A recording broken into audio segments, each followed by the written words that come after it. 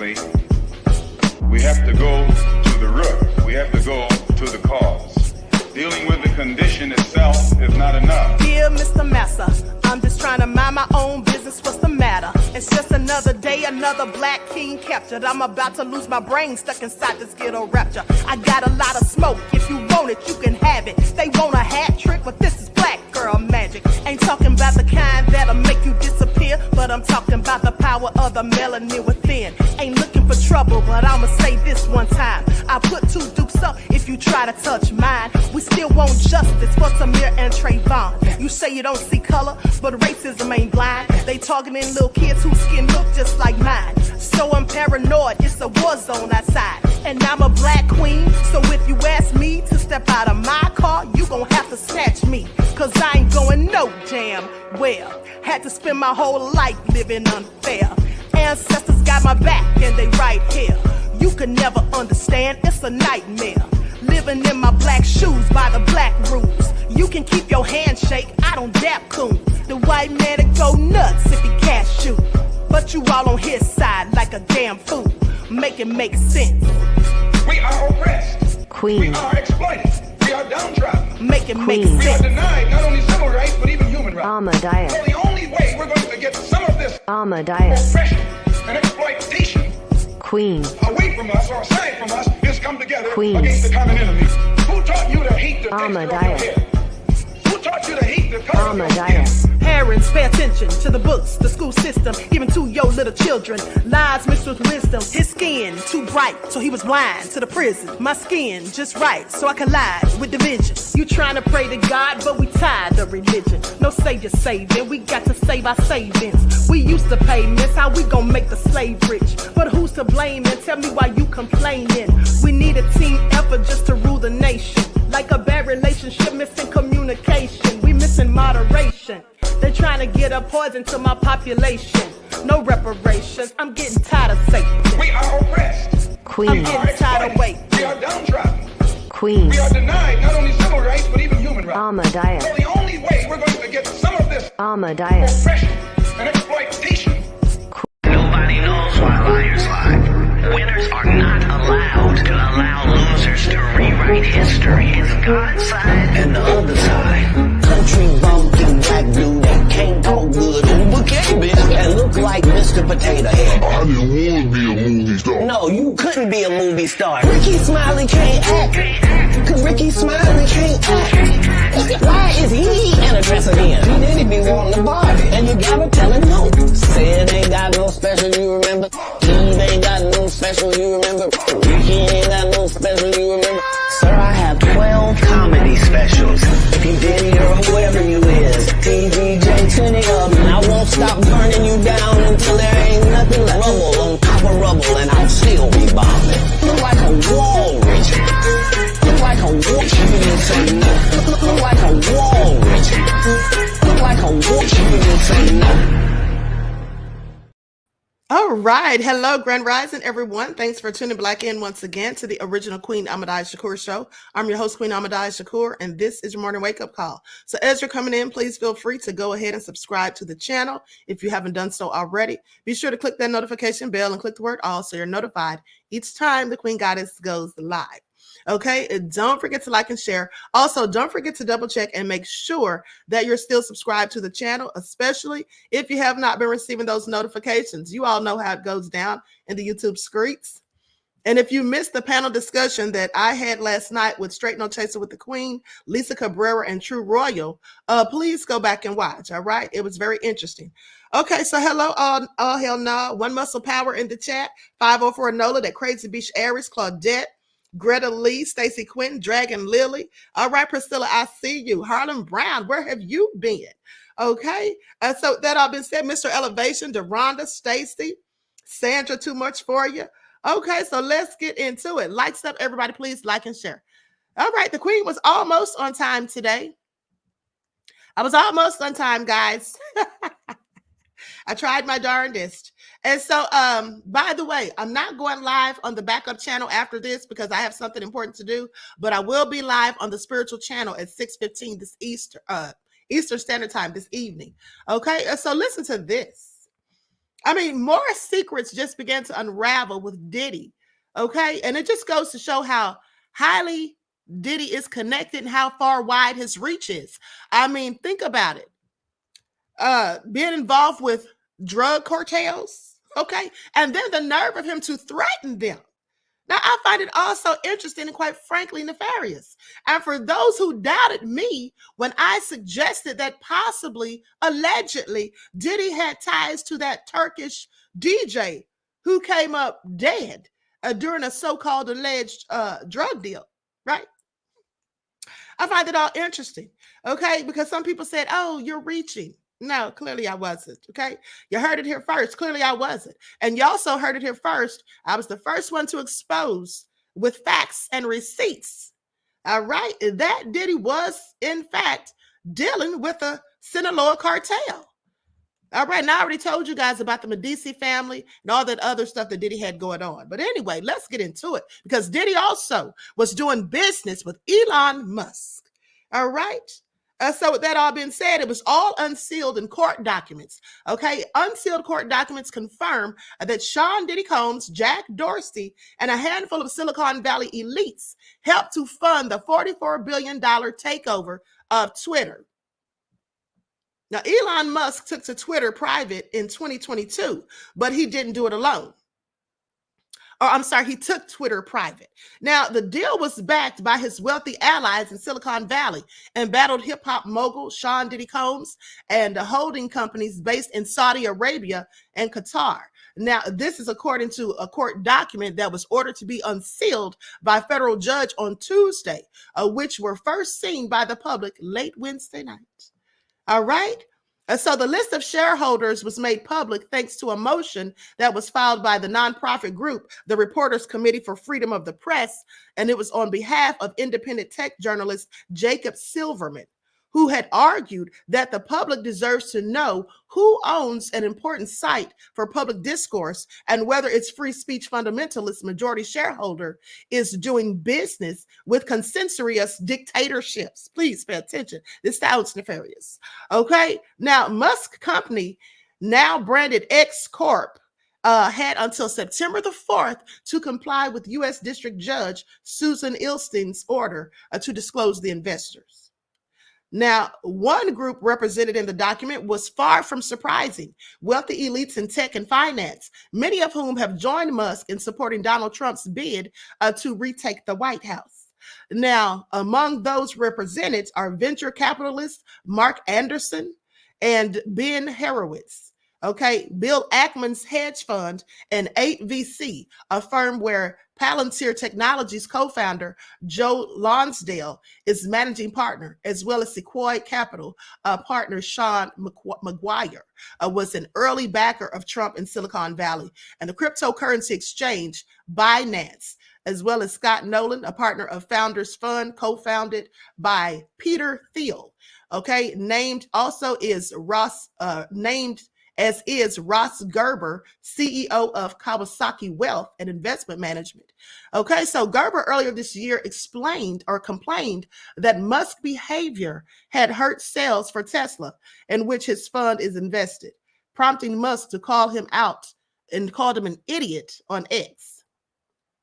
So Jack Dorsey, a co-founder of Twitter and its CEO until 2021, was another one of the financiers who bankrolled Musk's acquisition of the platform.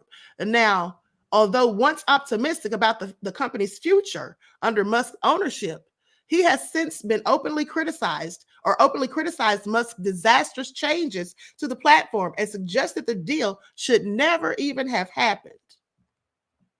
Likes up, everyone. Please don't forget to like and share. Now, it's unclear if any of his fellow shareholders have regrets about investing in what was to become X, shedding the precious name recognition and the hemorrhaging and revenue as Musk told brands fleeing the site due to raising hate speech. Okay, because they said there was a whole lot of hate speech on there because remember, he was supposed to basically desensitize it. He was going to have it censored so much as was previously. So people started complaining about people who look like me receiving rising rates of hate speech. And to which Elon said, go F yourself. Okay, that's what he said, and then launched a series of desperate lawsuits in an attempt to claw back at the money that was lost. But one individual who might have put his fortune to better use is Sean Diddy Combs. Now, in the months following the Twitter takeover, he began to face a reckoning for a long history of alleged abuse and sexual violence. And that was earlier this year and last year. Now, law enforcement raided his homes as part of a federal sex trafficking investigation. And of course, Diddy denies all of these allegations vehemently and says he didn't do any of it. It's all just money grabs. Please pay attention. Now, the forthcoming book, Character Limit, How Elon Musk Destroyed Twitter, by New York Times reporter Kate Conger and Ryan Mack, relates an awkward scene in which Musk tried to assure the CEO of Revolt, a media company funded by Diddy, about the surge in racist content that accompanied his appointment to chief executive of Twitter. Now, Diddy has sold his stake in Revolt, as we all know. He did that this summer. Now, DeTavio Samuels, the head of the company, was worried that Black users would be assailed by the hate speech. Musk simply deflected by saying, I don't know if you know this, but Puff, that's what they used to call Diddy back in the day. Puff is an investor in Twitter. He's a good friend of mine. We text a lot. So now I really have questions, Elon Musk, because question is, Elon, are you on any of those freak off tapes? Does Diddy have you on footage? He says Diddy was a good friend of his. Please pay attention. Not just a business partner, okay? Not just an investor, someone who helped him fund the Twitter takeover, but a good friend. He said we text all the time. So now that just makes me beg to wonder and question, where is Elon now that Diddy's in all of this trouble? Why is he so quiet? Why hasn't he said anything? Has he posted about Diddy on Twitter? Has he reached out? Because he certainly reached out to Donald Trump, and we already know that he has 34 felony convictions. So he's standing beside him, did a whole interview with him. Where's the love for Diddy, who helped him with his takeover? I have several questions. Okay, now you see how that works? You see how that works? Stacy said, that's a good question, okay? Queen Sam said, let's see those messages. I know that's right. But so anyway, it goes on to say a full list of investors in Elon Musk's Twitter deal was reported yesterday. Now, one of them that's raising the eyebrows is Diddy. But meanwhile, Silverman's speculation that Musk, an avowed defender of free speech, might be in bed with some of these censorious dictatorships. Okay, confirmed also that Prince Al Walid bin Talal Al Saud of Saudi Arabia, even got princes involved. Pay attention. Okay, it says that he's listed as a shareholder along with the Kingdom Holding Company, of which he is the CEO and 95% owner. Now, for 300 million, okay, he gave him 300 million. Hold on. The billionaire royal in Kingdom Holding had purchased a 3% stake in Twitter for 300 million back in 2011. Now, according to Amnesty International, Saudi Arabia's monarchy works to strictly limit freedom of expression online and is brutal in its crackdown on citizens using the internet to voice opinions that they find unacceptable, even sentencing some to extensive prison terms. So they put people in prison for things they said over there. This is all nefarious. Okay, yeah, it says even sentencing some of them to prison terms. Now, Q Tetris Holding, another of Musk's investors in the company, its leadership overlaps with that of nation's sovereign wealth, Qatar Investment Authority. Now, Qatar, too, is known to filter and censor internet data.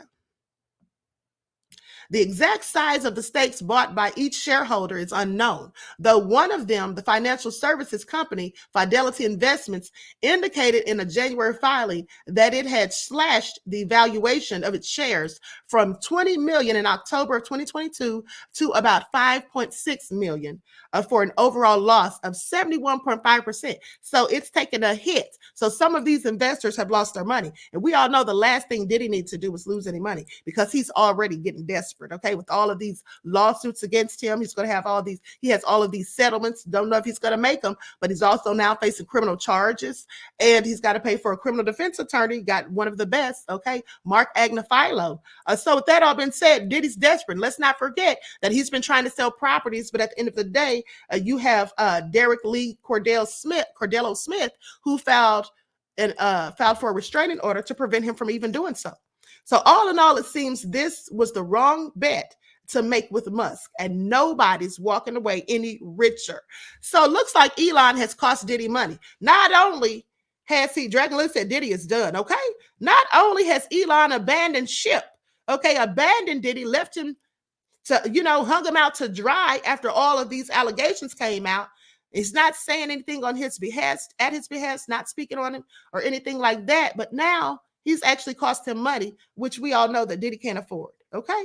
But what's interesting to me is this. I want you all to pay attention, because what's interesting is Diddy has always,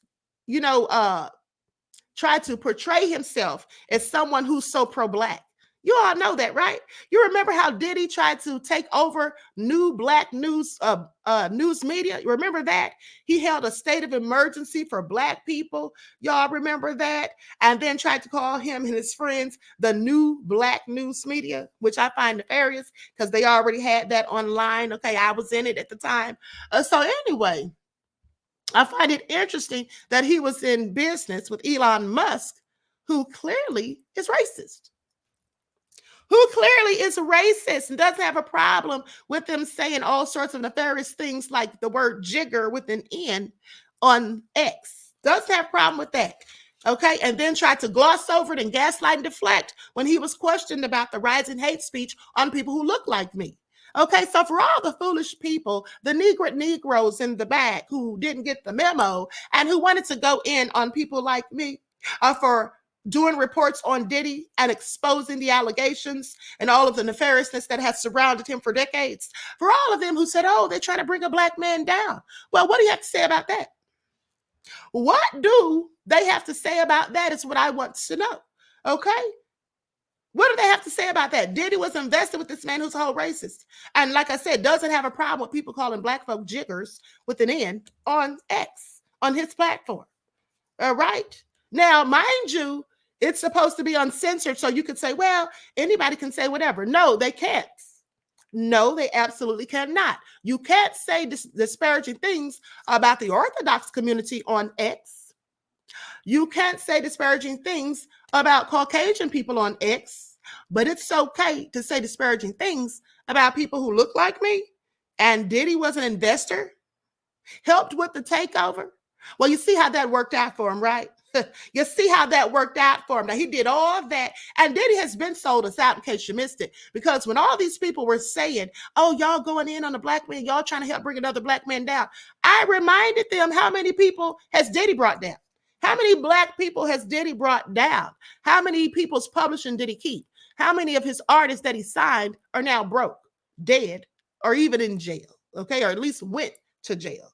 Okay, so please pay attention. At the end of the day, where was Diddy when Craig Mack was dying of HIV? Which just came out the other day, by the way. Okay, it just came out that Craig Mack allegedly died from HIV, complications of it. If you missed that broadcast, it's on my backup channel. But at the end of the day, where was he when Black Rob was in the hospital dying? But we're supposed to have empathy and sympathy for Diddy. I just want you all to think about how obtuse some of our own people are, how they try to go in on the truth tellers. Don't you find that interesting? Now, they can go in on people like me for simply speaking the truth, but then they'll cover, ignore, and simply dismiss people like Kabami, who tell lies and who are of a much bigger detriment than I ever could be.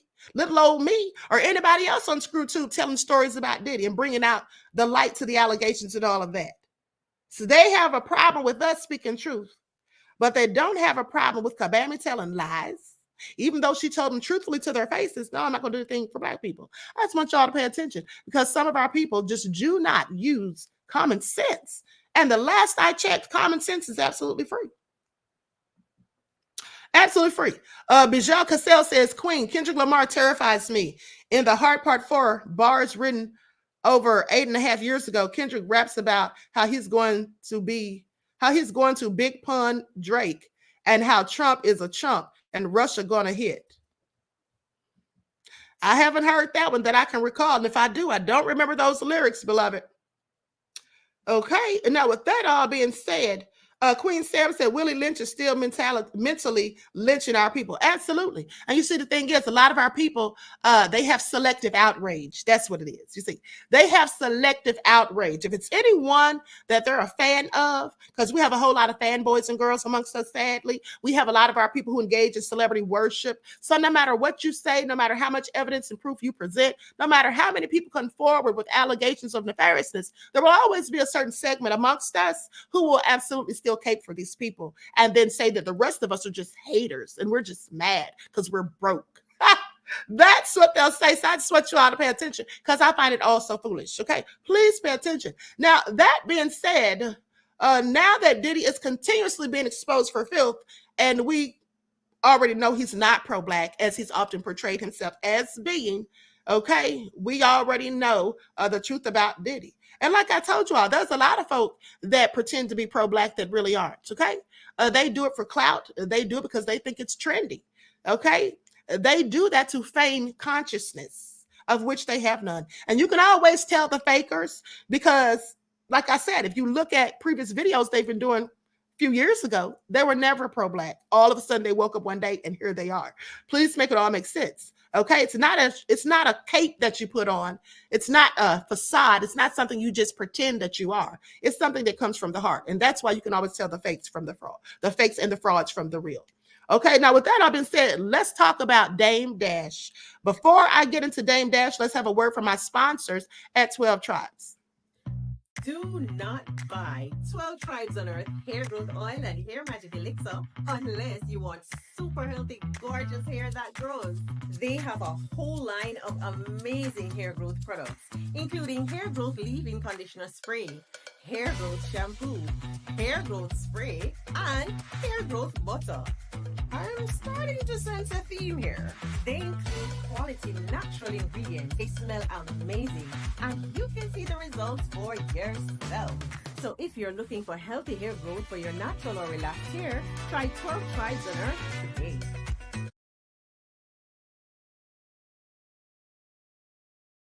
All right, so you can order your 12 Tribes hair oil from Etsy.com. Just go to Lisa Crafts, and also you can get it at Walmart.com. Okay, so that all being said, and without further ado, let's go to this footage. Let's go to the footage of Dame Dash saying that he is in fact broke. Okay, likes up, everyone, please like and share. Now we know Jay-Z did him so dirty at the end of the day. Here we go.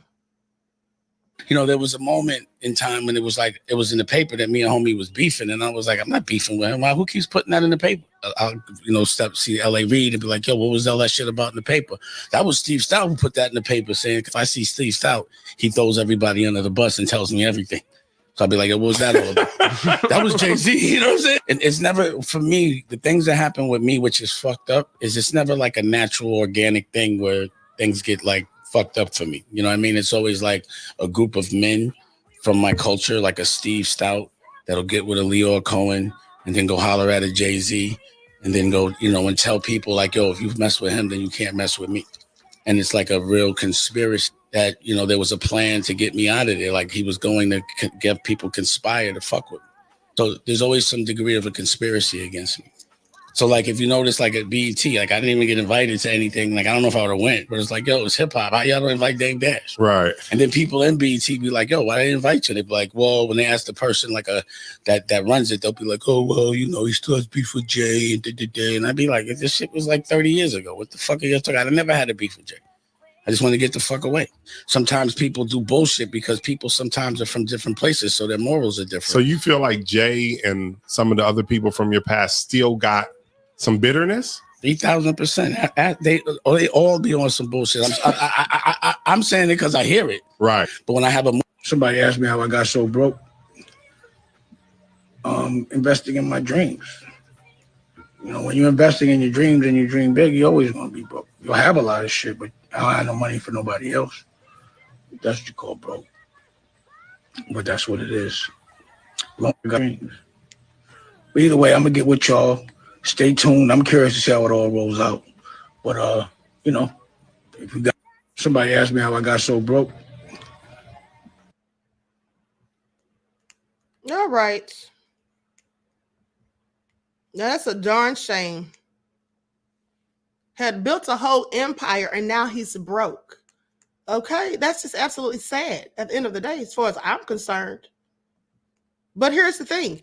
Dame Dash said he wonders how much Jay-Z is willing to pay for his Rockefeller shares. The music executive wants to know how deep his former colleagues' pockets are. Please pay attention. Now, I do believe that 50 Cent posted on his Instagram that he would pay $12 million. Okay. So the Rockefeller Records co-founder went on Instagram Live to talk about selling his shares of the legendary rap label and wondered just how much Jay-Z is willing to pay. Said, I don't expect anyone, just some average person, to come buy it or a third of it. I don't want to get sued again, he says at the beginning. Now, I know for some reason nobody wants to sell it or wants me to sell it, but I'm ready to just move on, do my thing. He talks about how he had a lawsuit and got that judgment for $800,000. You all remember I reported that. He says he doesn't want to get sued again. And then go get it from over there. They not paying me neither. Okay, this is what he said in regards to the August 29th auction that's taking place in order to satisfy the $823,000 that he owes to movie producer Josh Weber, who sued him for copyright infringement. Now, Dame then brought up the fact that Jay has the option to block potential buyers and brought up the emergency meeting that he and Biggs had to stop him from selling his shares. He's saying that I'm sure there's a little twist that they put on things. I don't know why. But Jay-Z has the first sight of refusal. Okay, the first right of refusal. They had some bum ass board meeting, and all of a sudden he gets first right of refusal. I don't really care. It don't slow nothing down for me. Now I don't know how deep homie's pockets are, but I'm curious if he's going to match that. I put an offer on the table. Let me see if he'll match that. Okay, but it was from other people. Now, earlier this month, Billboard reported that although Jay and Biggs' last minute attempt to change the company's bylaws are unenforceable, okay, there are still some stipulations. Whomever buys Dame's stake in Rockefeller will be a minority owner without authority over any decision making. Okay, they don't have the ability to sell the copyright or borrow against the master, as all decisions require a majority vote. So there's also the fact that Rockefeller Inc.'s crown jewel, Reasonable Doubt, will revert back to Jay-Z in 2031. Now, remember, I reported that last week, okay, because copyright's termination right allows him to control the rights of the album 35 years after its initial release, which was in 1996. Now, there's also an expiration date on the master ownership for the company, which means revenue and the only asset doesn't have many years left. So Dame how time flies. Please pay attention. Now, Dame has recently been in the news for offering up an original Rockefeller chain to anyone who bids over $10 million for his third of the company. So he's giving out free chains. Please pay attention if you got the 10 mil. Okay, saying so if you want to buy 1/3 of Rockefeller Inc., you're going to have to bring some bread. This is what Dame said. And anything over 10 mil, I'm going to sweeten the pot. You get an original Rockefeller chain from off my neck. How many chains does he have? Okay, and so anyway, the auction is Thursday, August the 29th. So we'll see how that all pans out. Likes up, everyone, please like and share. Like and share. Now, with that all being said, let's talk about Sexy Red for a brief moment in time before I get into the real news, okay? Lord have mercy. Sexy Red has a lipstick line, y'all. And it's all just as ghetto and ratchet as she is. Sexy Red unveils new lip gloss line featuring booty hole brown as a shade. Now, I'm sorry, say what? Now, for those of you women in the chat, men too, but mostly y'all women, you all better not let me find out. All right, because I'm going to put you on blast and then I'm going to drop the link if you got something to say about it. You all better not let the queen find out that you got your children, your daughters and granddaughters out here wearing Sexy Red's lip gloss. Okay? Y'all better not. Mel Will said, I bet it stinks. So a few of the shades include, now listen to this. This is also sick. I'm laughing and poking fun, but this really is a serious matter. How many times have I told you all, Dusty Red is a whole industry plant as far as I'm concerned, and that's my opinion. I can't prove it, but we do know that they put industry plants out there, okay, to paint certain narratives and push their nefarious agendas. So with that all being said, I have a very interesting video I'm going to do for you guys tomorrow. Okay, very interesting.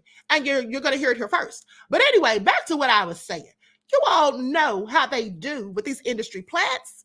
Okay, now this is making Black women look so nefarious in the eyes of the people who really don't know that the majority of us don't act like this. Because, you know, in places like Mexico, different countries around the world, they show the bad side of Black folk on purpose to paint narratives, okay, and to push agendas. Like I said, they show things like Love and Hip Hop Atlanta with the fighting and the ghetto stuff. You know, they used to show Mari and all of that kind of stuff. I'm serious.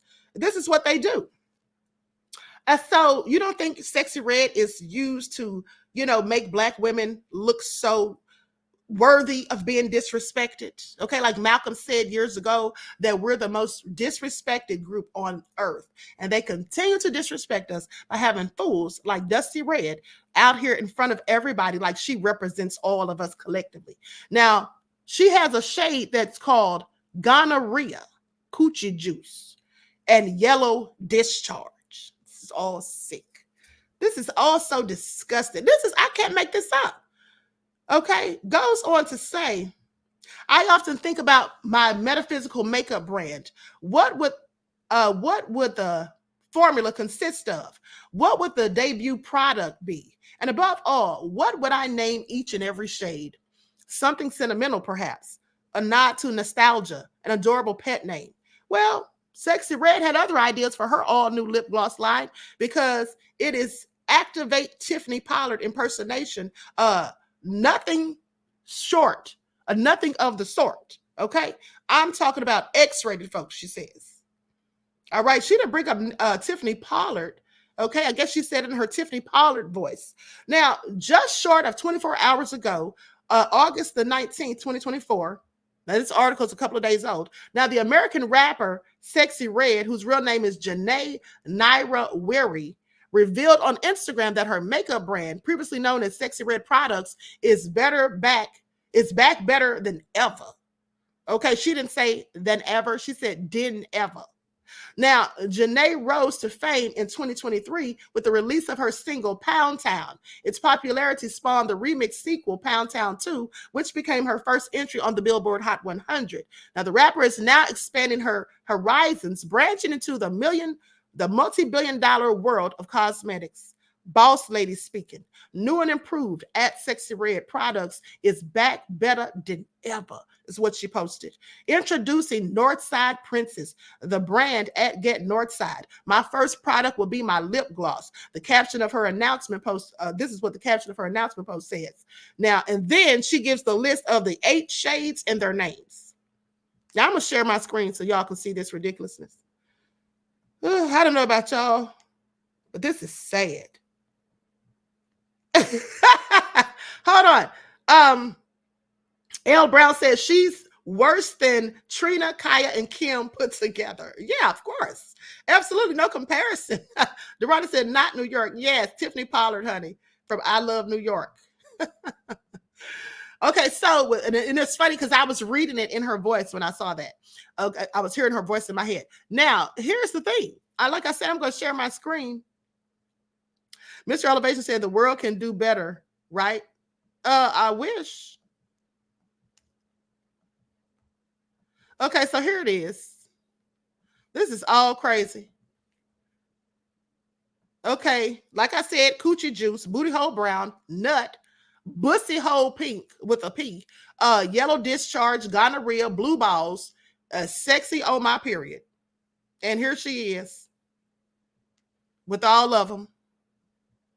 I'm sorry. Somebody please make this make sense. Someone, please, if you could be so kind as to make it all make sense.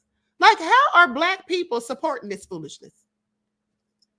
These, I want you to pay attention because all of the black people, and I'm sorry to call people out or whatever, but it's the truth of the matter that all the black people that are fans of Sexy Red, who condone her effery, who don't think it's a problem that she's so ghetto, disgusting, and just vile, in my opinion. All the people who think that it's okay for her to be that way and they don't have any shame and they don't care that she's making a mockery of black women. Now, those people, in my opinion, well, they're just not like us, beloveds, okay? They are not like us. You see, there's different types of black folk, okay? And we're not them, okay? Please pay attention. Please pay attention. This is all by design. People like Sexy Red, first of all, she's talentless. Now, I could see if she had some real talent, okay, if she was a very good lyricist, if she had songs that were just, you know, so, had so much wordplay and took so much skill to craft together and create. But she doesn't. She's a whole buffoon. And for those of you mad because I'm speaking the truth, well, you know what you can do. Exit stage left. Don't let the virtual doorknob hit you. But the truth must be told. Okay, I don't care who gets mad. At the end of the day, it's fools like Sexy Red and the fools who condone her effery, like I said, Drake included, that make it bad for people, for those of us who demand our respect, who don't disrespect ourselves, and who give a damn about our people and how our children are raised and whom they have to look up to. Okay, and this is absolutely why you should have your children looking up to you as parents and grandparents. Okay, you should be the role models. You should be the ones that teach them who they are and what they could be in their full potential. Don't have your children foolishly following behind these celebrities, specifically ones like Sexy Red. Okay, because I see a whole lot of ghetto, ratchet, stupid black women. Yes, I said stupid black women. I see a whole lot of them allowing their children to go follow behind Sexy Red, listening and dancing and singing her nasty ass lyrics. That's what I see. I see a lot of them doing it, letting their children, little girls, 4, 5, and 6 years old, dressing up like Sexy Red. It's ridiculous. Is that all you want for your life? To be an ignorant hood rat who disrespects yourself and teaches your child to do the same?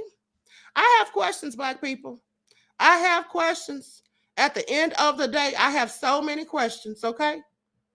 Whew. Nessie X said exactly ridiculous. You know it is, beloved, okay? Mr. Elevation says anyone looking up to her should be checked out mentally, okay? Exactly. Make it all make sense. Dorina says, speak queen, thank you. Okay, see, I don't have a problem calling people out on their BS. I don't care how many millions of fans they have or how many people going to get mad and try to come for me on Screwtube. I don't care. I'm going to tell the truth and shame the devil. Sexy Red is disgusting. And we can all safely assume, because we can't prove it, but we can all safely assume that this is all by design. Okay, this is all by design. And tomorrow, when I get on this live with the receipts I'm going to bring you all, you'll see how it all lines up. You'll see how it all is connected at the end of the day. But anyway, with that all being said, now let's move right along. Because y'all, now let's get into the real news. Khalid says, I agree, queen. Thank you, beloved. Y'all, let's get into the real news, honey, because guess what? Do you all know that fool Trump was given a speech?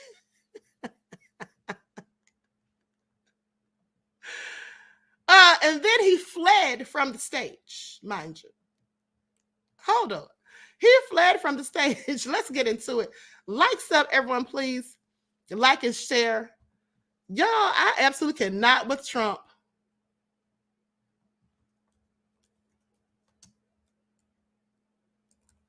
Hold on, beloveds.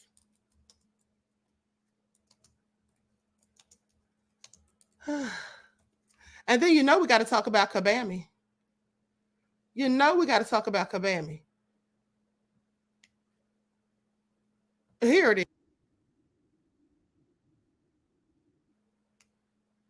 Now, this is my first time seeing the video because I literally just looked up the video, right? Because previously I just read the article about it, and that was enough to make me chuckle. Okay. And yes, I said chuckle. Okay.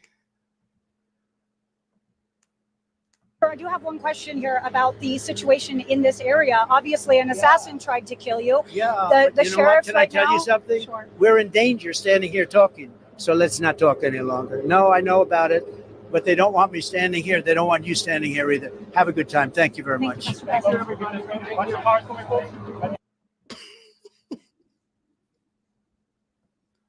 What the hell was that?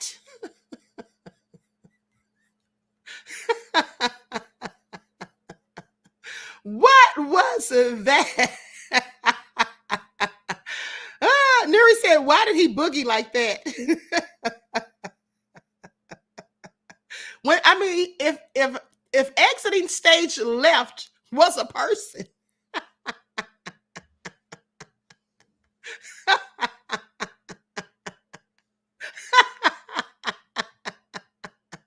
I don't know why that's so hilarious to me. That crazy bitch Eric said,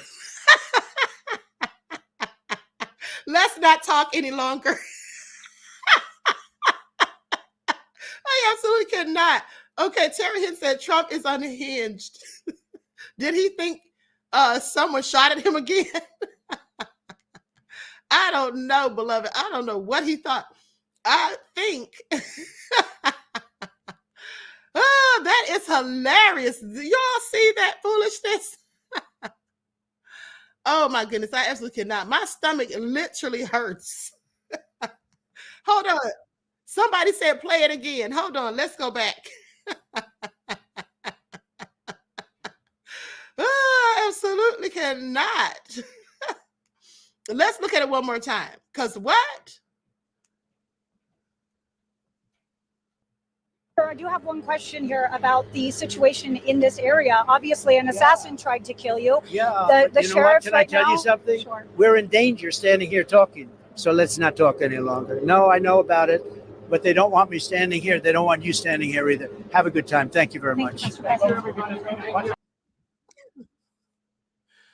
Woo. Talk about getting brushed off. Clearly, Trump didn't want to talk about what she was asking him about the assassination attempt. I think that's what it was. He just got up out of there, honey. He said they don't want him talking about it. We're in danger. So anyway, let's get into it because here's what the article says. Former President Donald Trump abruptly ended an interview with News Nation on Thursday, telling the reporter that his security didn't want him standing in that location because it was a safety risk. The July 13th assassination attempt on Trump is still being scrutinized as a security failure. And on Wednesday, authorities announced a manhunt in Arizona for a man who allegedly threatened the former president's life. Now, did we hear anything in the news about a manhunt? Where is this coming from? Okay, just like we didn't hear anything about that supposed Pakistani national who made threats to Trump and other people, against Trump and others, other leaders. So anyway, Trump was in Arizona on Thursday to speak about immigration at the southern border. While speaking to Ali Bradley, a News Nation reporter, Trump suddenly stopped and told her, "We're in danger standing here talking." Security doesn't want me standing here. Okay. And so, and then when he told her they don't want you standing here either. First of all, why would she be standing there if you weren't there, Trump? But anyway, let me continue. Now, ahead of Trump's speech in Arizona, authorities announced they had apprehended 66-year-old Ronald Lee Savrud, the Cochise County Sheriff. I hope I'm saying that word right. Cochise County Sheriff's Office said that Savrud is accused of making threatening posts on social media targeting Trump. He was arrested without incident, according to Fox News, and had an outstanding warrants in Wisconsin regarding a DUI and from Graham County, Arizona, involving hit and run and felony failure to register as an XCX offender. So no wonder Trump was ready to get up out of there. He had other threats that were likely credible. Okay, so anyway, I shouldn't have laughed in that case. But anyway, Vice President Kamala Harris has tightened the race in Arizona and Texas. And on Wednesday, Bexar County Sheriff Javier Salazar endorsed Harris for president at the Democratic National Convention. Now, Salazar praised Harris for her work stopping traffickers at the border and said Trump would be worse for immigration than Harris. Now, immigration was a staple of Trump's 2016 campaign and has remained a key campaign issue for him. He has hit Harris and President Joe Biden for the rise in immigrants or migrants crossing the border. And on Thursday, brought families to the border to talk about how their loved ones were killed by migrants. Now, Trump needs to be in office, and we need better control, and we need to stop this. We need to stop losing children, mothers, sisters, because now I get to grieve every single day. This is what Alexis Nungari said, okay, mother of 12-year-old Joycelyn, whose body was found after disappearing on a walk to the store. You all remember, I reported that sad story on the backup channel. The poor child was found deceased under a bridge, and I think there was video footage or something, but it was 2 migrants that did it, okay? 2 migrants were arrested by Immigration and Customs Enforcement earlier this year for her death. Now, during the speech on Thursday, Trump said Harris would never build the wall and said Harris didn't want to do the work. She didn't want to do any work to secure the border, saying the choice is simple: Kamala's mass amnesty of criminals or President Trump's mass deportation of criminals. Okay, this is what Trump says. Now, before ending his interview with News Nation, Trump said he's leading with voters when it comes to the border. Trump still has a commanding lead over Harris when it comes to immigration, although polls indicate that she has seen improvement from Biden's standing with voters on the issue. Well, you know, that may or may not be true, but let's talk about this real quick. Let us not forget, because I know y'all know I didn't forget. Let us not forget. Let me share my screen so y'all can see it. Y'all remember I talked about this months ago, sometime last year, in fact, and did a TikTok on it. Y'all remember this?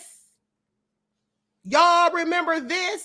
Say what now? Yeah, what happened to those 320,000 missing migrant children with untold numbers at risk of sex trafficking and forced labor, according to the New York Post? Okay, so let's talk about it. And you all remember the witness, the whistleblower who was working for the government named Tara Brodus. When I reported on her, how she was exposing stuff left and right. Wonder where she is today. Now, the Biden-Harris administration has lost track of more than 320,000 migrant children who crossed the border without parents. Remember that report I did about all of these migrant children being taken from one side of the country to another in the dark of night without parent nor guardian? You all remember that, right? So goes on to say, untold number of the children who were released into the U.S. to qualified sponsors are now at a risk of being sex trafficked, forced labor, and other forms of exploitation. Okay, this is what a Homeland Security Inspector General's report that was released on Monday said. I want y'all to pay attention. Now, as of May of 2024, there were 291,000 migrant children who arrived in the U.S. as unaccompanied minors who were set free and never given a date to appear in immigration court, meaning there is no way to track their whereabouts. What do you mean set free? Children set free to who? Some of them had sponsors, allegedly. But who are these sponsors? And how did they come to be the sponsors? I have questions because this is all crazy. Now, this in addition to the 32,000 children that Immigration and Customs Enforcement authorities released into the U.S. without hearing dates. Okay, didn't have any hearing dates, but then failed to show in court. According to a 14-page report, which tracked a period from October of 2018 to September of 2023. And here's the document right here. Likes up, everyone, please like and share. Here's the document right here, just for clarification. Y'all see that? Dated August 19th of 2024. U.S. Department of Homeland Security, Office of Inspector General. Okay, management alert. ICE cannot monitor all unaccompanied migrant children released from DHS and U.S. Department of Health and Human Services custody. All right. There is the documentation. Oh, so crazy. But let me continue. So one federal whistleblower said that she believes many of these vulnerable kids have already been in the hands of criminals and sex traffickers. Tara Rodis, who was recruited as a federal government employee to help the Department of Health and Human Services, also known as HHS, okay, with an influx of migrant kids back in 2021, believed that she would be doing noble work. However, she told the Post that she was shocked to find that she was handing those children to traffickers, members of transnational criminal organizations, bad actors, very bad people. Y'all remember I told y'all this last year? Now it's all coming to a head because see, nobody was talking about this. You heard it here first. Now, when migrants cross the border illegally as children and are apprehended by border agents, they're released to HHS, which helps them connect with their sponsor in the U.S. That sponsor doesn't have to be a family member, and during their vetting process, they're never required to meet with HHS officials in person.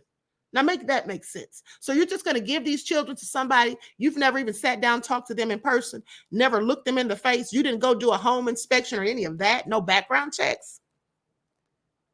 Maybe they did background checks. I don't know. But because they vetted them in some way, but they don't expressly say what way were they vetted. So anyway, it goes on to say the vetting is typically done over the phone, according to Rodis. At the very beginning of the Biden administration, they stripped all the vetting out of the process. Oh, so they took that out of the process, which means they don't vet them at all. This is all crazy. This is a darn shame. This is a darn shame. Y'all see that? Look at the numbers on that pie chart. Okay? That is a darn shame. But let me continue. Rodis told a House panel last month that one case that she saw involved a 16-year-old migrant girl who claimed to be, hold on. This is a typo. Hold on. Let me figure out what they're trying to say.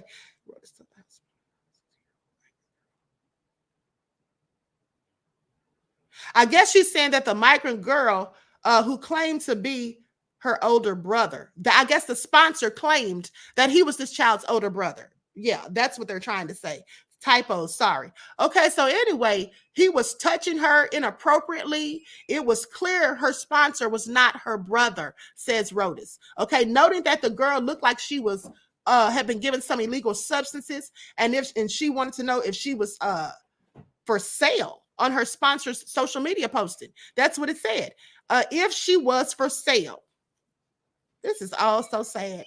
Now, it says some non-family sponsors have even been found to be sponsoring multiple children released by HHS, which Rhoda described as a red flag. See, some people would think that they're just being nice and generous and just trying to help children that are downtrodden and have no place to go and no one to love them. Just like some people seem to think that when you see these high-profile celebrities going over to Africa and adopting children, when there's children right here in America that they could easily adopt, why would you be going to Africa? Oh, maybe you have nefarious purposes. And once you get them here, then no one will be knowing what's going on with them because they came all the way from Africa. I'm just wondering.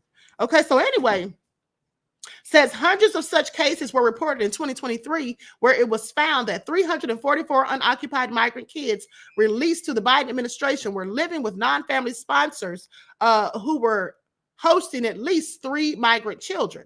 Now, Dr. John Piccolo, a retired federal agent who blew the whistle in 2015 on the government releasing unaccompanied children to potential criminals, said the latest revelations about the missing children are deeply concerning.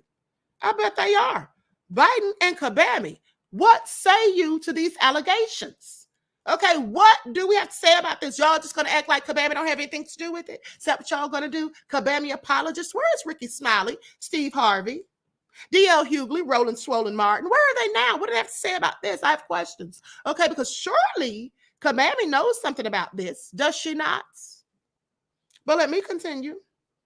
Some of the children the federal government has released into the U.S. are working in exploitative conditions in slaughterhouses and factories. Now, there needs to be an immediate standard operating procedure put in place to track the status and whereabouts of every single unaccompanied migrant child across all involved agencies. This is what Piccolo says, saying that one child lost to trafficking is one too many. This systemic failure demands immediate attention and reform to ensure the safety of all children in our care. Rhodes also said the children themselves are not vetted, and she's seen cases of adults fraudulently claiming they're minors going through the process. Okay, now, this is also crazy. Over a period of less than 6 months, Rhodes observed dozens of such cases. Said it's fraud on the part of the adult who's pretending to be the unaccompanied child, but it's also fraud on the part of the sponsor attempting to sponsor them. This is very serious. So in some cases, there's full-grown adults pretending that they're children. They may, look younger than they are, maybe petite or whatever, but some of these adults are pretending that they're children to get sponsors. This is a whole grift. Can you imagine? And let me tell you something. This reminds me of something. This reminds me of a story that I heard years ago, that I read years ago about this couple that thought they were taking in a child, okay? And then come to find out it was a whole grown little old woman. Just a little woman, looks all young and all that, in her 20s, but grown nonetheless. And they say how they found out was the wife I think it was the wife, accidentally walked in on her and saw her pubes. And then was like, hold on, aren't you supposed to be 10?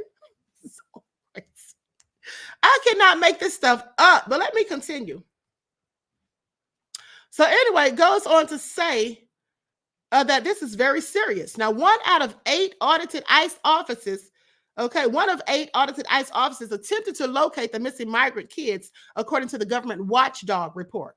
Nobody at DHS is actually looking, says Rhodes. Now, tragic cases of migrant crime in the U.S. has also been tied to illegal migrant children released by the federal government to sponsors. One of those was an MS-13 gang member who allegedly brutally raped and killed Kyla Hamilton, a young autistic woman in Maryland, in July of 2022. Her mother, Tammy Nobles, has blamed HHS for operational neglect that further sealed my daughter's fate, she said. And at the border, federal authorities failed to check the alleged killer for gang tattoos and also failed to call counterparts in his home country of El Salvador. This is what she said when she testified before Congress in January. This is also sad. This doesn't make any kind of sense.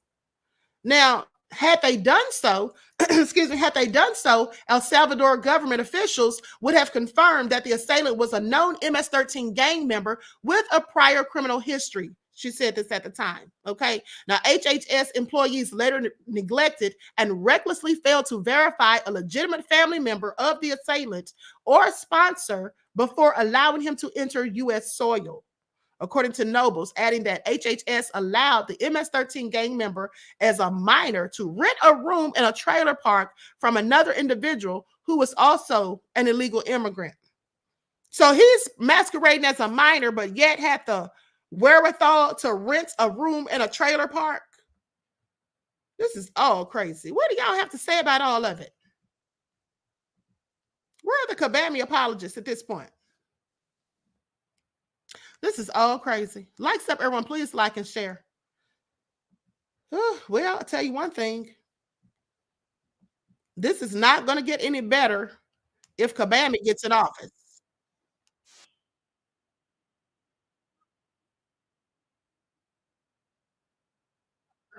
Speech. So we can see Kabami's speech from last night. But seriously, though, somebody needs to be making a big deal out of this. Where's all these darn kids? Over 320,000? This is absolutely crazy. And in one part of the article, I said they had 344. I think that was supposed to read 344,000. That could be another typo. But at the end of the day, yes, James, it is so nefarious. Okay? This is all crazy. And so at the end of the day, let's just go to this speech and hear what Kabami had to talk about. Likes up, everyone. Please like and share. Thank you in advance. Okay, I'm going to fast forward this.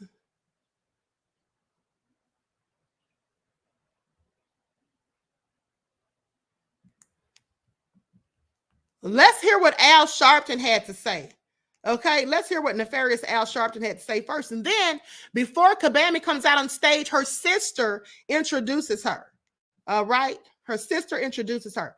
So let's get into it. Likes up, everyone, please. Like and share. Thank you in advance.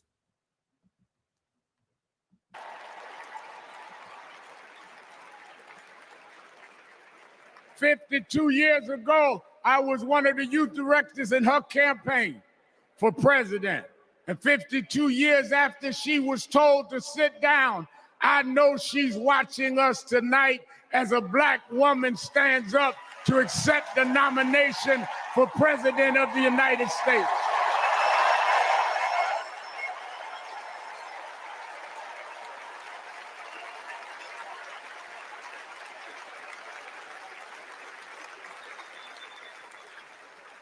We have fought too hard for women to be told to get out of the kitchen.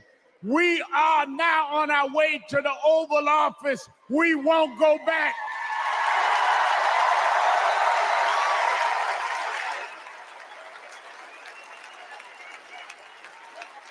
We fought hard. We fought hard for LGBTQ loved ones to get out the closet. We won't go back.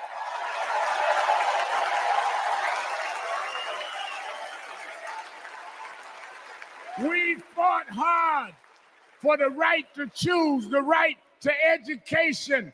We suffered and died and bled, went to jail to get the right to vote. We won't go back.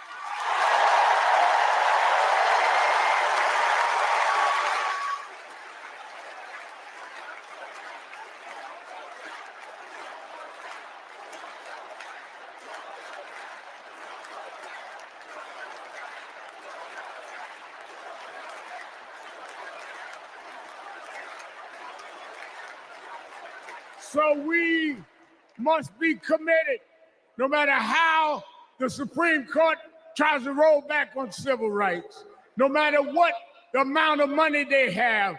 We are here because others fought and suffered for us, and we vowed tonight we won't go back.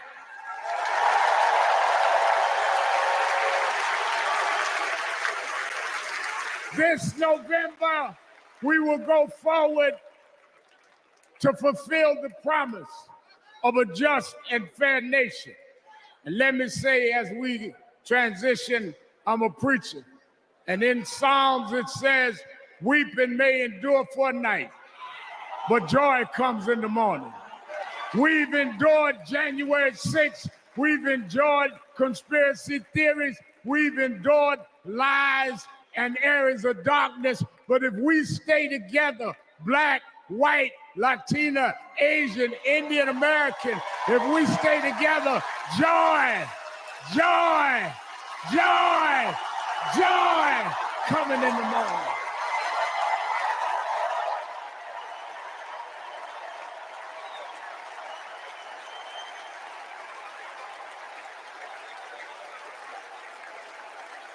I want to now, since I was a teenager, I was mentored by Reverend Jesse Jackson. And Reverend Jackson taught us to fight for what's right. And now I want to bring out some young men that I fought for. I referred to them then. They were known as the Central Park Five. Now they are the Exonerated Five. Raymond Santana, Kevin Richardson, Yusef Salam. What do you mean the connecting rooms were not confirmed? Exactly, not confirmed. We need to be able to see our kids. Oh, you'll be able to. Carl.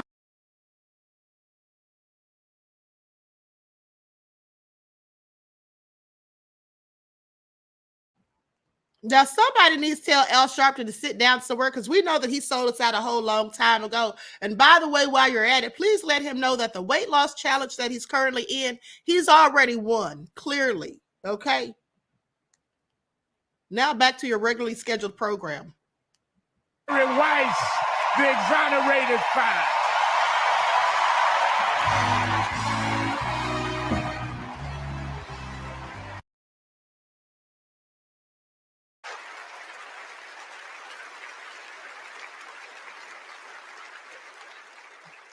Vice President Kamala Harris has also worked to make things fairer. I know she will do the same as president. Now prove that message.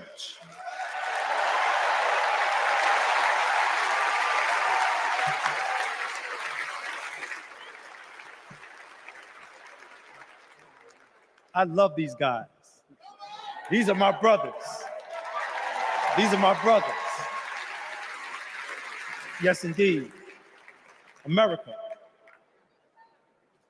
I am Yusuf Salaam.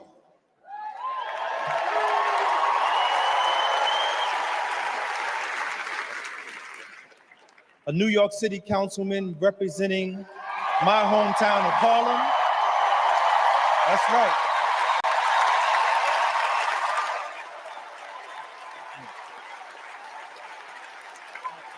Man. Representing my hometown of Harlem, USA.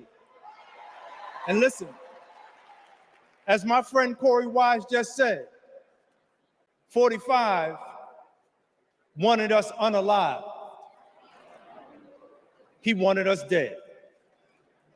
Today, we are exonerated because the actual perpetrator confessed and DNA proved it.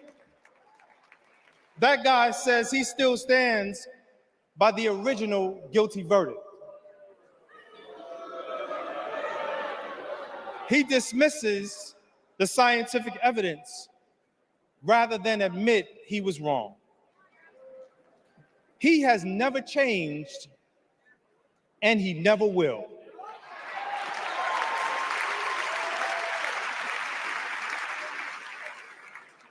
That man thinks that hate is the animating force in America. It is not. We have the constitutional right to vote. In fact, it is a human right. So let us use it. I want you to walk with us. I want you to march with us. I want you to vote with us.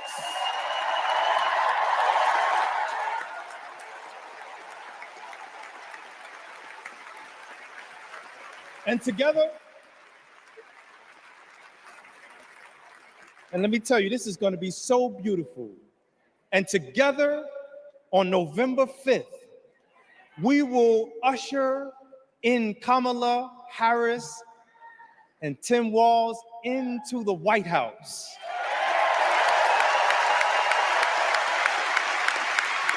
So I want to do this.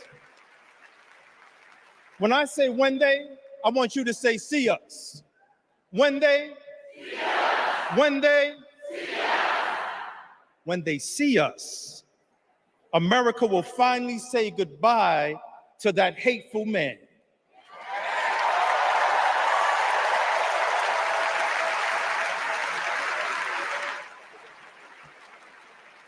We will say what I have said after 7 long years of wrongful incarceration. Free at last. Free at last. Free at last. Thank God Almighty, we are free at last. God bless you, and God bless the United States of America.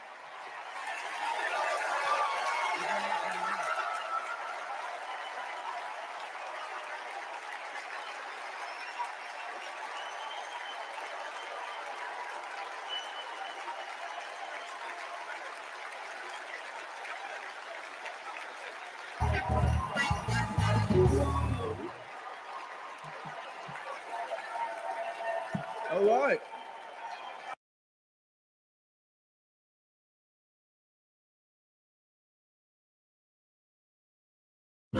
Under our roof, they're free to dream big. Because we're here to help protect.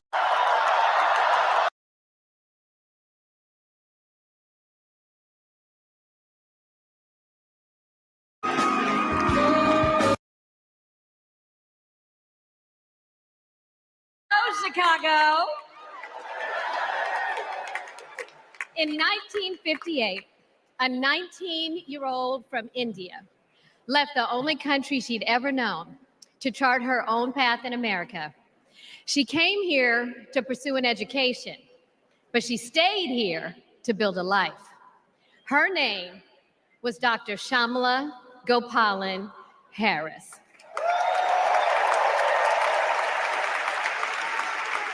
But we called her Mommy. Mommy was so many things to so many people. A civil rights activist, a scientist, a devoted mother to her 2 little girls. But most of all, Mommy was a trailblazer who defied the odds and defined herself. And when it came to Kamala and me, Mommy had great expectations for us, but she had even greater expectations of us. She raised us to believe that we could be and do anything. And we believed her. You see, Mommy understood the power and the possibility that come with knowing and showing who you truly are. She knew we could be the authors of our own stories, just as she'd been the author of her own. Mommy's journey and the opportunity that she wanted for Kamala and me, that's a distinctly American story. We may all have different histories, different struggles, or different perspectives, but what binds us together is the fervent desire to be free, to fulfill our God-given potential. Kamala's entire life has been about fighting for each of us to have that freedom. And like so many Americans, Kamala knows what it's like to be underestimated and be counted out. She knows what it's like to be the underdog and yet still beat the odds. And now she has created so much electricity, so much optimism, so much joy throughout the nation, and it is why we need her leadership in this historic moment.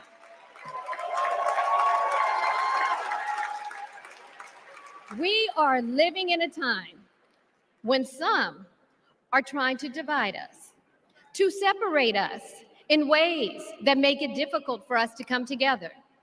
Well, look, my sister rejects that view. Where others push darkness, Kamala sees promise. Where others feel detachment, Kamala fosters connection. Where others want to drag us back to the past, my sister says, hold up now, we are not going back.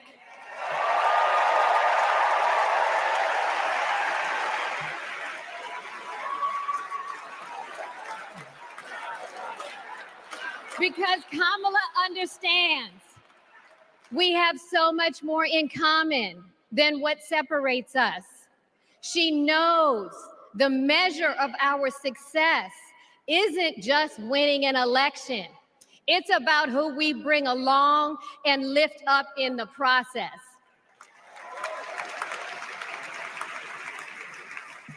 And so as I look out at all of you today and take in this incredible moment, I so wish that Mommy could be here tonight. I can just see her smiling, saying how proud she is of Kamala. And then, without missing a beat, she say, that's enough, you got work to do. She would tell all of us to roll up our sleeves and get to work, to elect a leader who sees the potential in each of us, a leader who cares for all of us, a leader who fights for every one of us. Our Democratic nominee, my big sister, the next president of the United States, Kamala Harris.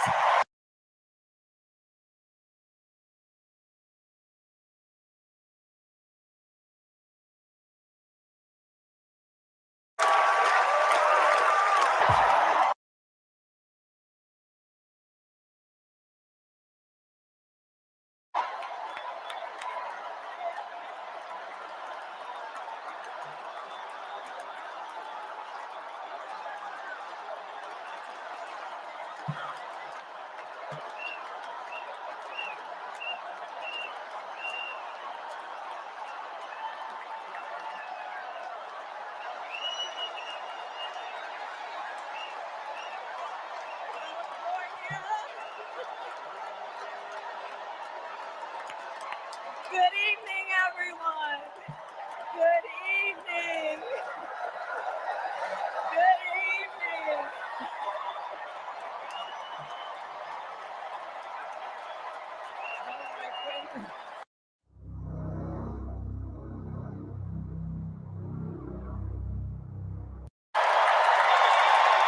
Good evening, everyone. Good evening. Good evening. Thank you. Thank you. Thank you.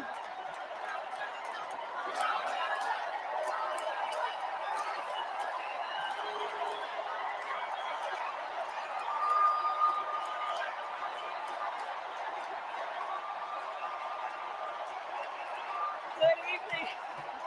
Thank you. Thank you. Thank you. Thank you. Thank you, everyone. Thank you. Thank you. Thank you. Thank you all.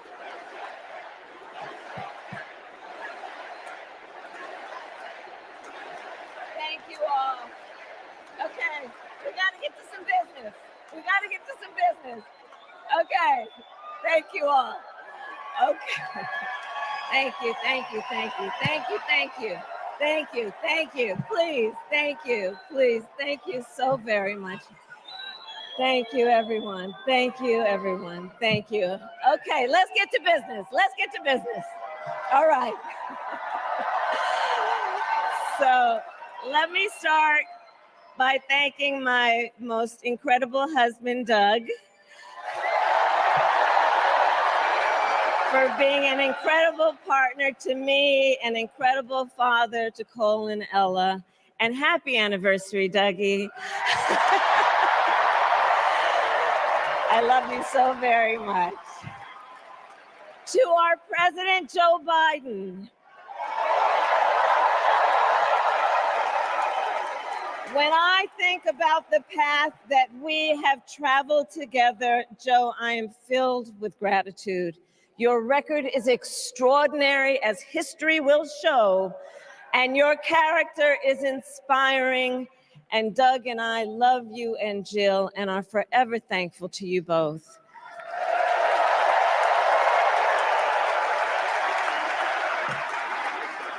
And to Coach Tim Walz,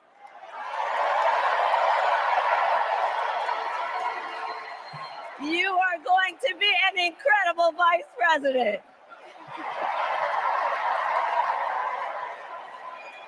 And to the delegates and everyone who has put your faith in our campaign, your support is humbling.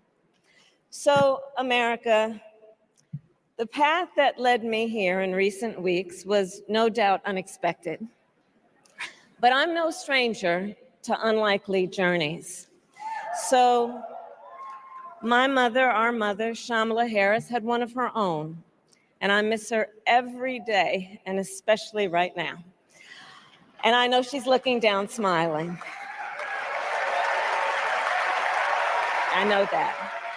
So my mother was 19 when she crossed the world alone, traveling from India to California with an unshakable dream to be the scientist who would cure breast cancer. When she finished school, she was supposed to return home to a traditional arranged marriage. But as fate would have it, she met my father, Donald Harris, a student from Jamaica. They fell in love and got married, and that act of self-determination made my sister Maya and me. Growing up, we moved a lot. I will always remember that big Mayflower truck packed with all our belongings, ready to go to Illinois, to Wisconsin, and wherever our parents' jobs took us. My early memories of our parents together are very joyful ones. A home filled with laughter and music, Aretha, Coltrane, and Miles. At the park, my mother would say, "Stay close," but my father would say, as he smiled, "Run, Kamala, run. Don't be afraid. Don't let anything stop you."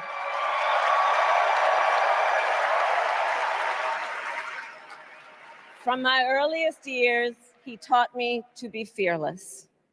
But the harmony between my parents did not last. When I was in elementary school, they split up. And it was mostly my mother who raised us. Before she could finally afford to buy a home, she rented a small apartment in the East Bay. In the Bay,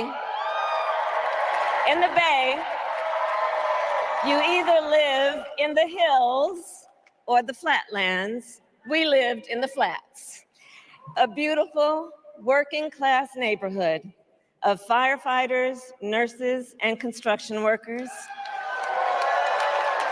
all who tended their lawns with pride.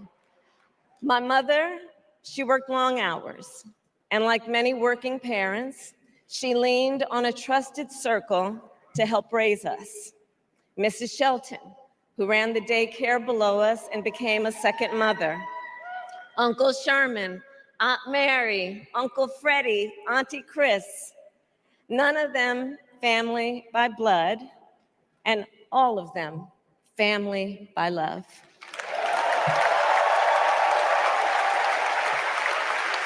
Family who taught us how to make gumbo, how to play chess, and sometimes even let us win. Family who loved us, believed in us, and told us we could be anything and do anything. They instilled in us the values they personified: community, faith, and the importance of treating others as you would want to be treated, with kindness, respect, and compassion.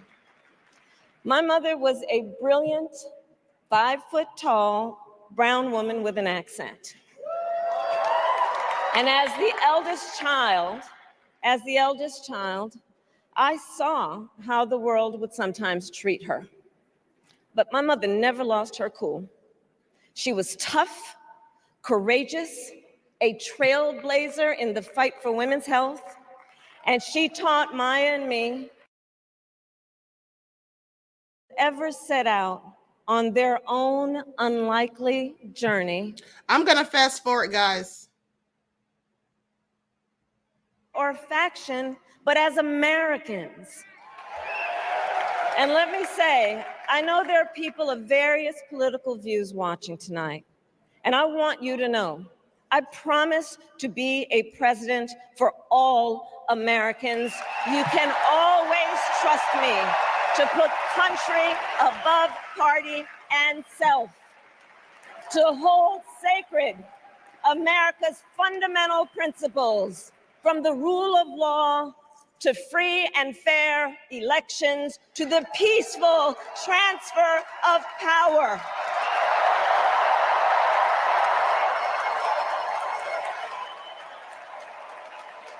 I will be a president who unites us around our highest aspirations, a president who leads and listens, who is realistic, practical, and has common sense, and always fights for the American people.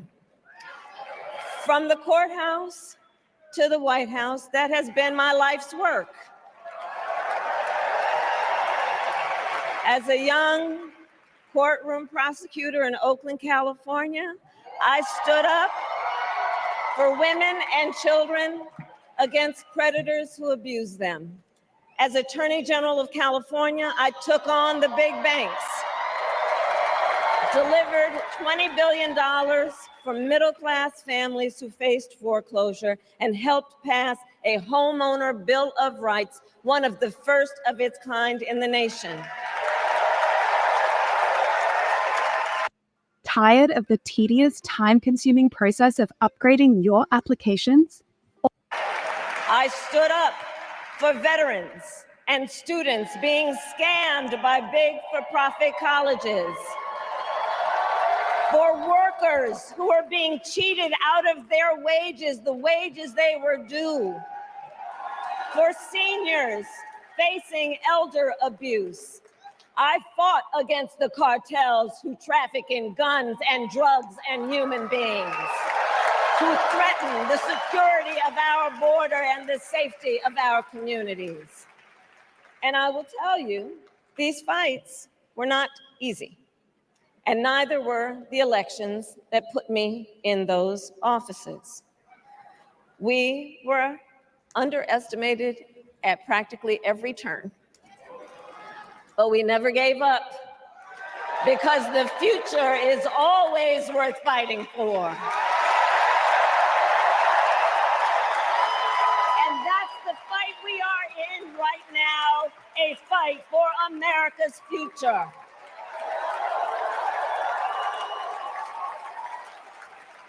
Fellow Americans, this election is not only the most important of our lives, it is one of the most important in the life of our nation. In many ways, Donald Trump is an unserious man. But the consequences of putting Donald Trump back in the White House are extremely serious.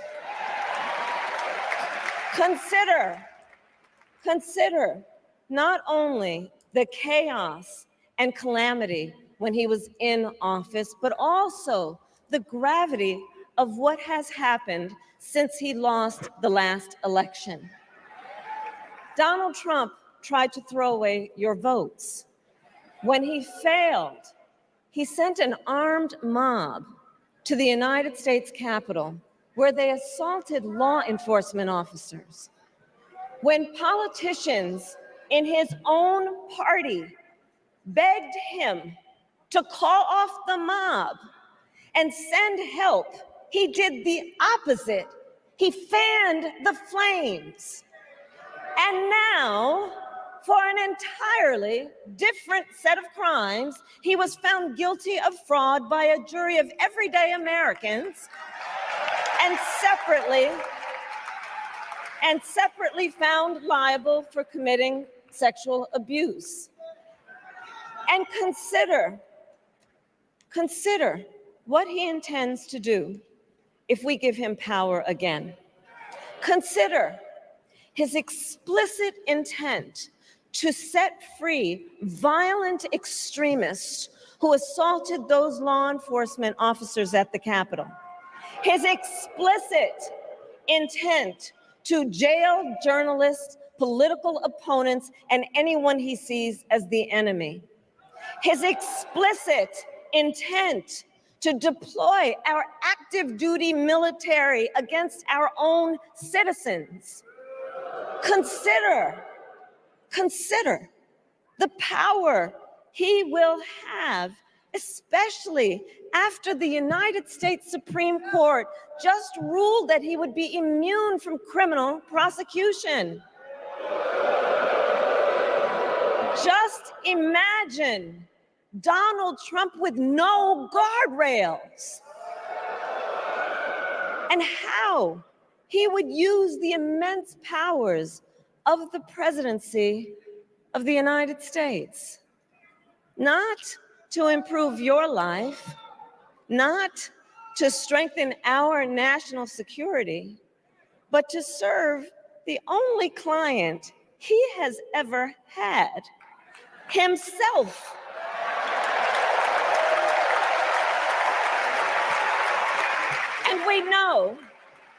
And we know what a second Trump term would look like. It's all laid out in Project 2025, written by his closest advisors, and its sum total is to pull our country back to the past. But America, we are not going back. We are not going back. We are not going back. We are not going back. to when Donald Trump tried to cut Social Security and Medicare. We are not going back to when he tried to get rid of the Affordable Care Act, when insurance companies could deny people with pre-existing conditions. We are not going to let him eliminate the Department of Education that funds our public schools. We are not going to let him end programs like Head Start that provide preschool and childcare for our children. America, we are not going back.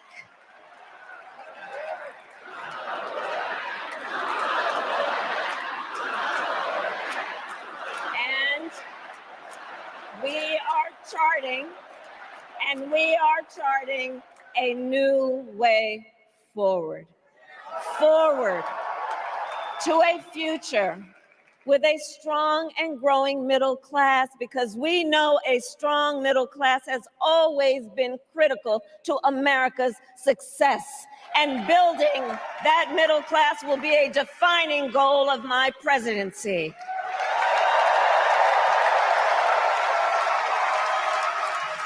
And I'll tell you, this is personal for me. The middle class is where I come from. My mother kept a strict budget. We lived within our means.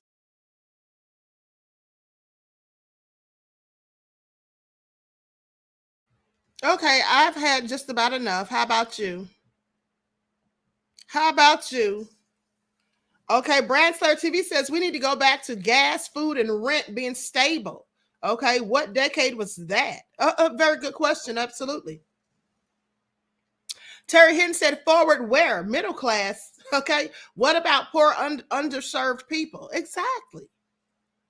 Okay. Michael M said I just threw up all over myself. Okay, so anyway, Pearlie said, can't take it no more, Queen. I can't either. Sorry, you had to endure it. But I wanted to know what you had to say. And that was my first time seeing it. I watched it with you. Okay. So with that all being said, listen. She's talking about, really to me, she said a whole bunch of nothing. She said a whole bunch of word salad. The things she told us about Trump, we already know. But the fact that she's talking about the middle class is so important. Well, they've all but gotten rid of the middle class. They've all but gotten rid of the middle class. I'm sorry, what? Okay, let's think about all of the people who were out of work because of mandates, forced mandates that they didn't want to take. And so they had to retire early. I know some personally. Okay, they had to leave their jobs. They had to just quit. Okay, because they didn't have a say-so. So with that all been said, I don't want to hear anything Kabami has to say. And was it just me, or did you all happen to notice how black her sister looked tonight? Did you all, or when they did that last night or whenever it was? Listen, here's her sister right here. Doesn't she look a whole lot blacker on that video? A lot darker, shall I say? I'm sorry. Why is she looking so dark all of a sudden? I have a whole lot of questions, okay? Y'all didn't notice that Juju said tanning much, okay? That was all by design. That's to try to make her look like she's blackity black, black, black. And I'm black, y'all. And I'm black, y'all. And I'm blinkety black, and I'm black, y'all. And I'm blinkety black, black, okay? And did y'all see how when she introduced Kamala, how she tried to get the little ebonics talking going on? My sister, and she was all sassy with her shoulder movements and all that. Okay, I just want y'all to pay attention. Brad Slayer TV said they're trying to prove they're black. Yes, absolutely. It was all more than I could take, is all I'm saying. Jeff ATL said, God dang it, her sister is fine. Oh, she is lovely. Her sister is quite beautiful. You know, Kamala is too. Especially when she was younger, but that doesn't take away, that doesn't negate her nefariousness. Okay, because you know I will always give credit where it's due, but she's still nefarious nonetheless. Okay, don't be fooled by those good looks. Don't get fooled by those good looks, Jeff ATL. All right. Okay? Because everything that looks good ain't good for you, beloved. Mr. Elevation said, these are paid actors. Okay? Somebody said, mammy. Y'all are terrible. Look at Dan. TC Dan talking about, she is pretty though. Yeah, of course she is. Okay. Most hated bronze flat power God said, I love you, Queen. I love you, right, Black. Okay. Oh, this is all crazy. That Crazy Beast Eric said, I want to know about this gumbo from the Bay. Claudette said, and mammy. Okay. Y'all are something else. Okay, so likes up, everyone. Please like and share. Now, let's just get into this last part of the live before the Queen rolls out of here. And don't forget that I'll be right Black at 6:15 p.m. Eastern Standard Time on the Spiritual Channel for your spiritual vitamins. This is all crazy. Okay. Kamala Moore E said, Indians are dark-skinned people. Yeah, I know that.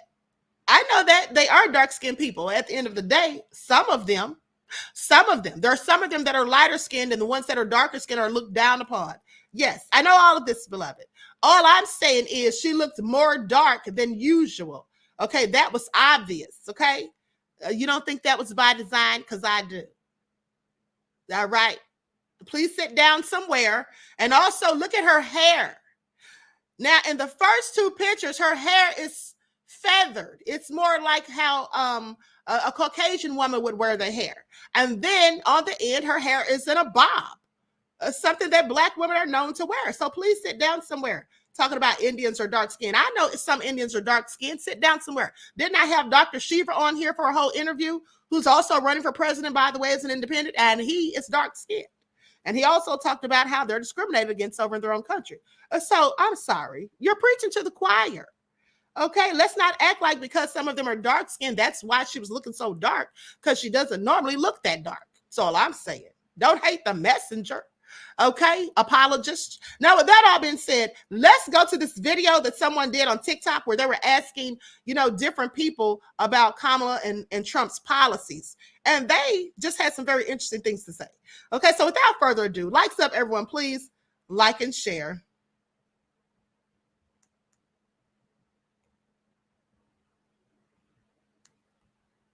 A lot of young people don't want to listen to you old people no more, man. Y'all embarrassing. Well, I think, what's the economic policy? They got old people. The economy. The economy. What's our policy? I'll be honest. Kamala Harris's economic plan will end price gouging. How's it going to do that? It's going to, I don't know. The border. Big issue. What is Kamala's plan on the border? Honestly, I'm going to be like, I don't know. Well, to slow down the flow on the border. How is she going to do that? Look at you. Why are you asking that? That's the Black women of America trying to vote for Kamala. Has it gone down for the last 5 months? Maybe in the last 5 months. Yeah. From an all-time high. Hopefully it gets a little bit stricter. What's Trump's policy on the border? As soon as he gets into office, the border be closed immediately. Is that the plan for the climate? I'm not very informed on this. Yeah. We skip that? Yeah. Their top issue, inflation. How's Kamala going to bring down inflation? Remember. Look at you. That's part of the economic plan that I haven't read yet. Oh, man. A bunch of idiots. Okay? A bunch of freaking idiots. All for Kabami and don't know a darn thing about her policies. Okay? What she stands for, what she represents, and what she plans to, in fact, do. And then please pay attention to the one heavyset guy who tried to answer real fast and quick and act like he had a whole idea of what was really going on. What's Kamala's economic plan? Oh, her policies are going to stop price gouging. How's she going to do that? All right.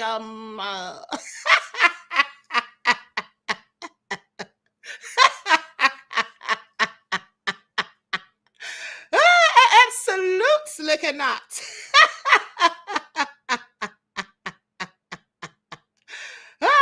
Scoop 2003 says some of us stuck on the plantation. You already know, beloved. You already know. Mr. Elevation said he was thinking of hot dogs.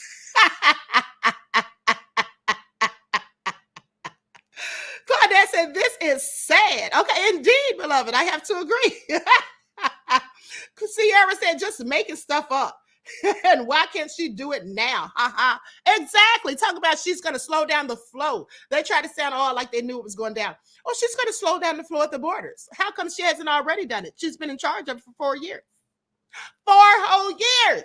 And by the way, I wish he'd have asked them, where are those 320,000 missing migrant children? Okay. I have questions. All right. So with that all being said, Edward says identity politics at its finest, beloved. At its finest. Okay. With that all being said, Claudette says exactly, Queen. Okay. So anyway, with that all being said, honey, I can't vote for anybody other than Dr. Shiva. The rest of these people need to sit down somewhere and have several seats when they do. Okay. So with that all being said, Edward said lamestream media told them to. Exactly. Okay. They got their idea, their ideology. They made their decision based off of what the lying lamestream media told them. Please pay attention. Same reason many of them took that venom and now regret it. But I digress. Okay, so that I've been saying, I got one more video to show you all, and I'm up out of here for now. This video is so hilarious to me. I mean, this guy is in the interrogation room with the police, and his friend comes in and does this. The real truth, what you seen, what you know. They got it on video. Real shit, just tell the truth, dog. Not the other bullshit, just tell the truth, dog. They got it on video. Remember when Mookie went live? They know that. They seen us at Slugger House. They seen us leave Slugger House. So basically, we're trying to be real with you, okay? I told you it took a little while, and they followed it, bro. All right. I followed that on the back end. Just tell the truth, bro. Real shit. Just tell the truth. Who you seen put it in there, all that. Just tell the truth. I gotta get you home, man. I really don't supposed to have you down here, you know that. It's bringing tears in my eyes because you in here, bro. You just, you know what I'm saying? How that? I love you, man. And then he ended it with, I love you, man. After you done snitched? What? Where they do that at? This is all crazy. Terry said, what the F? Claudette said, huh? Okay. Can you imagine sitting in a whole interrogation room with the police and you haven't told them anything, nor do you intend to, and then your friend and accomplice comes in and tells you, go ahead, tell the truth. Has already confessed and is now pressuring you to do the same right in your face. You can't make this stuff up. That's all crazy. It reminds me of the time when I knew this guy back in the day when I was a teenager, and he and his brother were always in trouble and always getting into stuff. And one day he's walking home and he sees all these police cars lined up at his house. And his mother runs outside and says, go ahead. Don't run. Just go ahead and tell them, don't run. They already got Larry. Larry was his brother. I hollered. She ran out there and said, go on. Go ahead and tell them, don't run. They already got Larry. That's what that reminded me of. Okay. That's what that reminded me of. Okay. That crazy bitch Eric said they already got Larry. Okay. They had Larry already in the police car, honey. This is all crazy. That is all crazy. If my friend had walked in there and tried something like that, I'd have been like, who are you? Do I even know you? Okay. Please. Okay. Big Chief All-American said, Alexa, play Usher, Confession. I absolutely cannot. All hell no, said Larry's mama fouled for that. Okay. It's exactly what she did. That crazy bitch Eric said, Queen, you are something else. Okay, and so anyway, with that all being said, I want to thank you all for tuning in. I hope you all enjoyed this live because I did. Okay, and so I hope you enjoy the rest of this beautiful day and enjoy your strong end, not the weekend, leaving you in a weakened state of mind. Okay, and so I hope to see you in the spiritual realm, or not the spiritual realm. I hope to see you in the spiritual zone, okay, on the spiritual channel, not the spiritual realm. Where are we going? Okay. With that all being said, Terry Hinton says, thank you, Queen. You're welcome, beloved. Okay, so that all been said, each one teach one. That's how we grow and thrive. Do something productive, constructive, but never destructive. And always remember, beloveds, to keep the Most High first in your lives. Peace.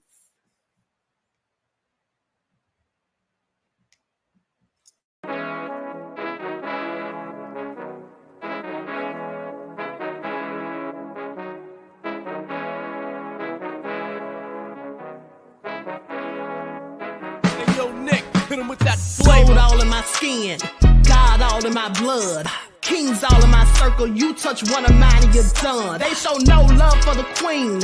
Why you hating on me? Is it cause I'm free and I got Malcolm X in my jeans? I got dreams like King Luther, shed blood like Kunta. You ain't helping my people, I ain't got nothing to say to ya. I want all the smoke like hookah. Talking reparations, America won't be great until they give us compensation. I'm like, I'm the hottest right now. That's See right. a bunch of lames out here trying to jock on my style. They be doing too much. I'm the queen, it's too easy. It's like they all in Popeyes, how they be talking so greasy. Real slick. I just sit back and laugh while these haters get madder. So nefarious how they don't want my pockets with cheddar. I tell them they can do better. These snakes in the grass can leave a bite on your ass, cause y'all be trusting too fast. I got my foot on the gas, other one on they necks. Dropping receipts on haters, you better show some respect. I'm never facing regrets, we only facing the threats. Running through every challenge like a relay, break no sweat. It's a cold game, so I got that blanket with me. Now that my people awaken, ain't no going to sleep. I do not play by my piece, this time I'm playing for keeps. You talking slick, but when I see you like them ends, we gon' meet. And I got gold all in my skin, God all in my blood, kings all in my circle. You touch one of mine and you done. They show no love for the queen. Why they hating on me? Is it cause I'm free and I got Malcolm X in my jeans and I got gold all in my skin, God all in my blood, kings all in my circle. You touch one of mine and you done. They show no love for the queen. Why they hating on me? Is it cause I'm free and I got Malcolm X in my jeans and I got